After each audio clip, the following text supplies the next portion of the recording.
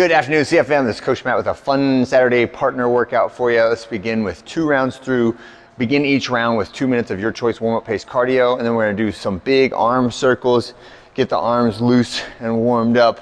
Burpees, so just body to the floor, jump back up, then some somersaults.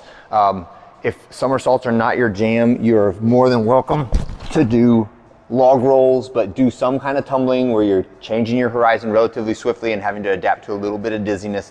It is a trainable system within your body, makes you smarter, makes you better balanced, makes you more able to handle when it happens against your will also, right? And then last one is just some warm-up reps of 1 or 2 or 3 of the different exercises that we are doing in the workout with a relatively light weight.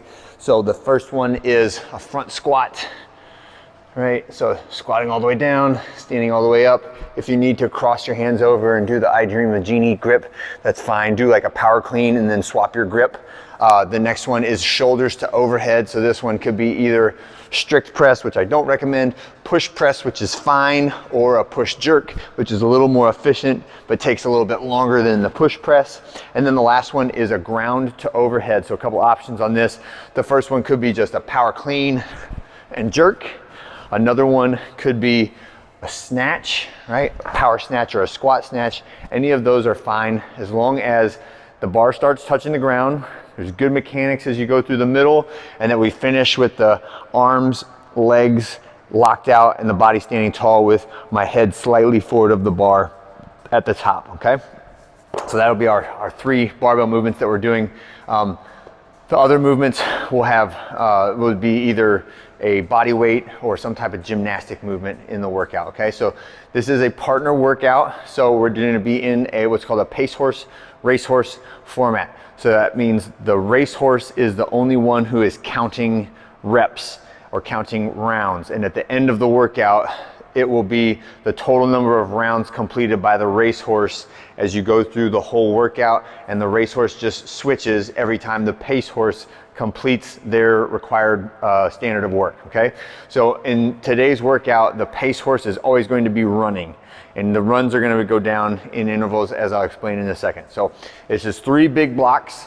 The blocks go down in time, all right? So the first block is 15 minutes, then there'll be a 2-minute break. And then the next block is 10 minutes, then there'll be a 2-minute break, and the final block is 5 minutes, okay? So during the 15-minute block, the pace horse is going to be running 600. So that means one partner goes out the door when the clock starts and they run a 600. While the pace horse is running, the racehorse is accumulating as many rounds as they can of the little couplet of wall walk-ups and front squats. So we'll start with the racehorse on the ground, right? We do the wall walk-up, 5 reps, as many of these as you can get. If you can get your body all the way to the wall, that's great. If you can only get like a few feet away from the wall, go to whatever your limit is there. But walk your body, walk your hands up the wall. And remember the skill work that we did last week on working on counting steps and being efficient in that movement. When you finish those 5 wall walk-ups, then you're gonna come out to your bar, pick it up from the ground, and do 10 reps of a front squat at a relatively light weight. Right? The weight is light enough that you should not have to take a break in the middle of any set of 10. Even when you're under a lot of fatigue, you should be able to stand there, shake your legs out, and do a couple more reps to finish that 10 reps, okay? 75-55 is the weights for guys and girls. All right, after that 15 minutes is over, we're gonna take a 2-minute break, and then we'll reset onto the next couplet, all right? So again, the racehorse is gonna be running, the pace horse is gonna be running, but this time it's gonna be a 400-meter run, so the round switches will go a little bit faster, right? The distance cuts down by a third, right? The racehorse is going to be doing 10 reps of an air squat, all right? So a lighter weight squat, and then picking up their bar and doing shoulders to overhead, 10 reps. And then putting it down, back to their air squats, all right? When the pace horse gets back, swap off, pick up where the racehorse left off.